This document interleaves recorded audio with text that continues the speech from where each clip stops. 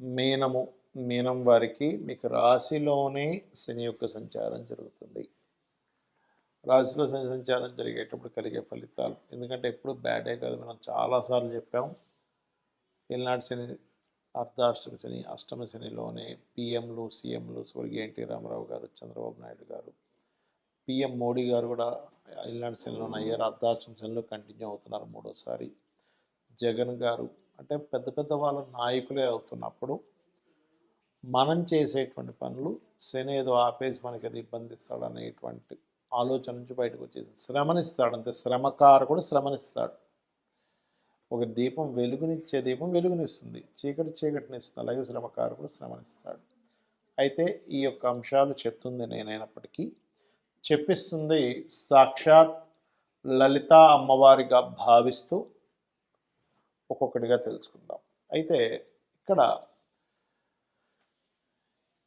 మీకు రాశిలో శని ముఖ్యంగా ఏంటంటే ఇన్వెస్ట్మెంట్స్ చేయడం వల్ల కొన్ని లాభాలు, కొంత సక్సెస్లు, మళ్ళీ ఎట్ ది సేమ్ టైం డ్యూయల్గా జరుగుతూ ఉంటుంది లైఫ్. స్ట్రెస్, లాభాలు, ఖర్చులు, అయ్యో ఇక్కడ ఎందుకు ఇన్వెస్ట్మెంట్ చేసాం, అమ్మాయి ఫోన్లో లాభం వచ్చింది, ఇట్లాంటివన్నీ చూస్తూ ఉంటారు. అయితే ఎల్నాడ్సిన ఎప్పుడు కూడా శ్రమనిస్తూ ఆ శ్రమ నుంచి కొత్త విషయాన్ని నేర్పిస్తూ ఉంటాడు. గురురాశుల్లో ఉన్నాడు కాబట్టి ప్రత్యేకంగా. అయితే ఇక్కడ ఫైనాన్షియల్ మ్యాటర్స్ విషయంలో కూడా కొంచెం టైట్ పొజిషన్ అవుతూ ఉంటుంది.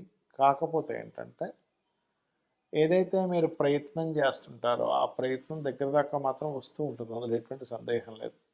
గృహయోగం కూడా, ఎందుకంటే రాశినాథుడు ఎవరైతే గురువు ఉన్నాడో 4వ భావంలో ఉన్నాడు కాబట్టి గృహ వాహన వస్తు సంబంధించిన భారీ మొత్తంలో తీసుకోవడం. ఇప్పుడు చూడండి, ఉదాహరణకి ఒక వ్యక్తి ₹1,00,00,000 ఇల్లు కొనుక్కోగలడు అనుకుందాం. అంటే కొంత డౌన్ పేమెంట్ కట్టి నెలకు 30,000, 40,000, 50,000 కానీ ఒక 5 కోట్ల ఇల్లు కొనుక్కుంటే దానికి కట్టాల్సిన ఇన్వెస్ట్మెంట్ కానివ్వండి, స్టార్టింగ్లో దాని ఇన్స్టాల్మెంట్ కానీ చాలా ఎక్కువగా ఉంటుంది. అలాగ కాస్త ఎక్కువ భారీగా ఉండేవి కొన్ని తీసుకొని, అంటే అది గృహం కానివ్వండి, ఆభరణాలు కానివ్వండి, వాహనాలు కానివ్వండి. చూడండి, ఒక్కోసారి మనకి 20 లక్షల కారు ఓకే అనుకుంటే మన కోరిక వల్ల ఒక్కోసారి ₹1,00,00,000 కారుకి వెళ్ళిపోతాం. అటువంటివి కాస్త ఎక్కువగా ఇన్వెస్ట్మెంట్స్, ఎందుకంటే రాశిలో గురువు శని ఉన్నాడుగా, రాశినాథుడు వెళ్ళి గురువు వెళ్ళి చతుర్థంలో కూర్చున్నాడుగా. అంటే ఏంటి, ఇక్కడ రాశి అని చతుర్థము మనకి ఆ ప్రభావాన్ని చూపిస్తుంది. కాబట్టి ఈ యొక్క రిజల్ట్స్ ఇస్తూ ఉంటుంది. అలాగే కొద్దిగా సంతానం కోసం చేసే ప్రయత్నాలు కూడా కొంతవరకు ఫలిస్తాయి. కాకపోతే అప్పులు ఇవ్వడం కానీ తీసుకునేటువంటి విషయాల్లో కొంత జాగ్రత్తగా ఉండండి.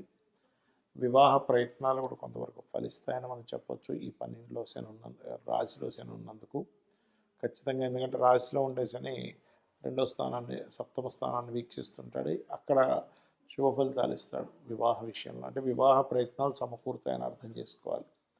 అదేవిధంగా మీరు ఉద్యోగ ప్రయత్నాలకు సంబంధించినటువంటి విషయంలో కూడా అనుకూలంగా ఉంటుంది. అది కూడా మీకు ఒకరికే కాకుండా మీ జీవిత భాగస్వామికి కూడా.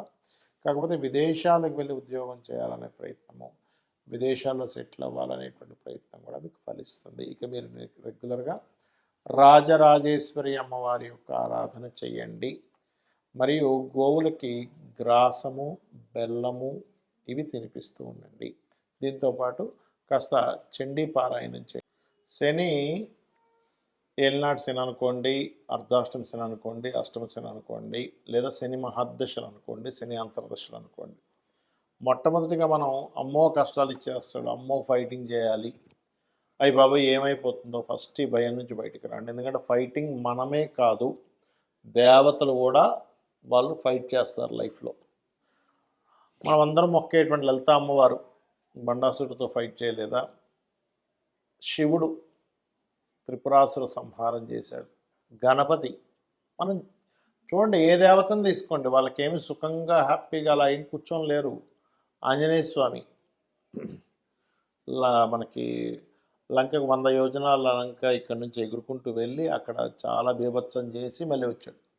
శ్రమ పడకుండా ఉన్నారా ఒకసారి ఆలోచించండి. మహాగణపతి, ఆయన ఎన్ని గణపతి యొక్క వృత్తాంతంలో మనం విన్నాక. అదేవిధంగా శివుడు, విష్ణు ఎన్ని అవతారాలు ఎత్తాయండి, రామావతారం, కృష్ణావతారం, ఎందుకు ఏం కష్టం, ఎందుకు నాకు ఇవన్నీ ఎందుకు అని చెప్పి దూరంగా ఉండొచ్చుగా. అంటే మన జీవితం దేవతలైనా, యక్షులైనా, గంధర్వులైనా, మనుష్యులైనా ప్రతి జీవి కూడా దేవతలతో సైతం వాళ్ళ లైఫ్లో ఒక కృషి చేసేటువంటిది, ఫైట్ చేసేటువంటిది ఉంది.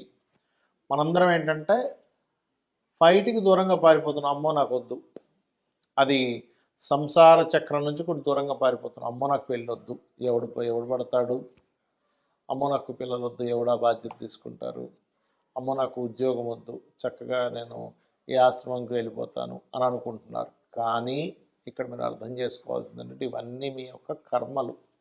శని కర్మకారకుడు, కర్మను అందించడం మాత్రమే శని యొక్క బాధ్యత. అంతేగాని శని వస్తున్నాడు అనగానే అమ్మో ఏదో అయిపోతుంది, ఏదో మునిగిపోతుంది, ఏదో అయిపోతుందని కాదు ఇక్కడ మీరు అర్థం చేసుకోవాల్సింది. సాటర్న్ ఆల్వేజ్ టీచర్స్, అంటే మనకి ఒక విషయాన్ని నేర్పిస్తూ ఉంటాడు. మనకి చూడండి, ఏదైనా కష్టం వచ్చినప్పుడే మనకి దానికి ఇంకొక మార్గం తెలుస్తుంది. ఒక రూట్లో వెళ్తున్నాము, ఆ యొక్క రూట్లో వెళ్తున్నప్పుడు అక్కడ ఉండేటువంటి ప్రాంతం బ్లాక్ అయింది, అప్పుడు మనం ఇంకొక మార్గం గుండా వెళ్ళి గమ్యాన్ని చేరుకుంటాం. అంటే గమ్యం చేరుకోవడానికి కొన్ని ఆటంకాలు ఏర్పడితేనే మీకు మరొక కొత్త రూట్ తెలుస్తుంది. కొత్త రూట్కి వెళ్తున్నప్పుడు మీకు జ్ఞానం పెరుగుతుంది. అలాగే లైఫ్లో కూడా ఒక ఉద్యోగం పోయింది, ఇంకో ఉద్యోగం వస్తుంది, లేదా ఇంకోటి ఏదో కష్టం పడుతున్నాం, ఫైనాన్షియల్గా ఇబ్బంది వస్తుంది, అప్పుడు ఇంకో ఫైనాన్షియల్గా ఇంకెలా సంపాదించాలని తెలుస్తుంది. కాబట్టి ఏంటి, శని ఆల్వేజ్ కర్మకారకుడు, లాభాలకు కారకుడు, ఉద్యోగానికి కారకుడు, ఆయుష్కి కారకుడు. ఈ పాయింట్ ఆఫ్ వ్యూలో ఆలోచించండి. శని ఎప్పుడు కూడా మనం ఎక్కువగా శ్రమ పడుతూ ఉంటే మనల్ని ప్రత్యేకంగా ఆయన ఇబ్బంది పెట్టేది ఉంటుందండి. నిత్యము మీరు పని చేసుకుంటూ ఉండండి, ఏదో ఒక పని, ఖాళీగా ఉండకుండా మీకు ఖచ్చితంగా బాగుంటుంది. అయితే శని యొక్క ప్రభావం తగ్గడానికి మీరు చేయవలసిన దేవతా ఆరాధనలు ఏంటో చెప్తాను.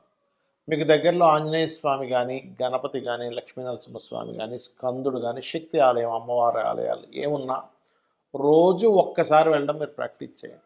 అంటే మీరు రోజు ఒక్కసారి వెళ్ళేసి అక్కడ ప్రదక్షిణం చేసుకొని చక్కగా అక్కడ కూర్చొని ఒక కాసేపు రాండి, మీరే చూస్తారు దాని ప్రభావం. ఎందుకంటే మన చుట్టూ ఉండే ఆరాతో సంబంధం ఉంటుంది గ్రహ ప్రభావాలు.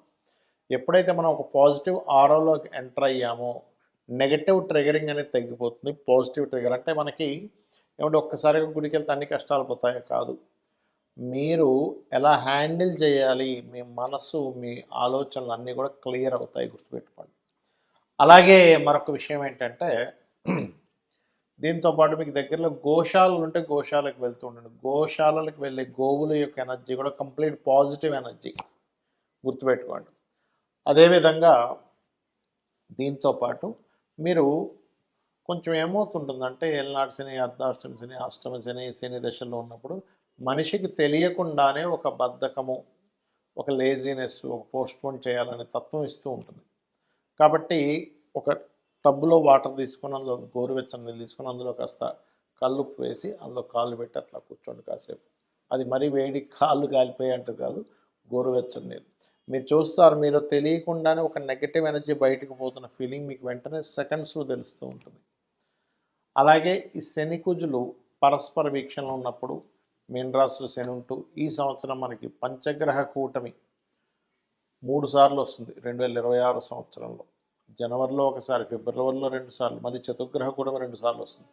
అంటే ఎప్పుడూ కనీ విని ఎరగనటువంటిది వస్తుంది. కాబట్టి ప్రపంచవ్యాప్తంగా కనీ విని ఎరుగని వింతలు చూస్తాము. గ్రూపులుగా, అది ఉగ్రవాదులే అనుకోండి, రాజకీయ నాయకులే అనుకోండి, గ్రూప్స్గా ఏర్పడడం చూస్తాము. గ్రూప్స్గా ఏర్పడి జయాల్ని వాళ్ళు జయం పొందడం అనేటువంటి చూస్తాం. వైరస్లు చూస్తాం.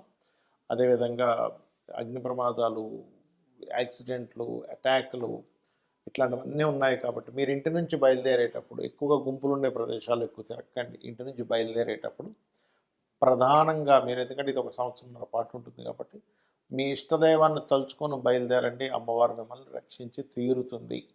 అదేవిధంగా గోశాలకు వెళ్ళి గోవులకి బెల్లము, క్యారెట్స్ వినిపిస్తూ ఉండండి. చండీ పారాయణం చేయండి, చండీ వినండి. అన్ని విధాలా మీకు బాగుంటుంది. శ్రీమాత్రే నమః.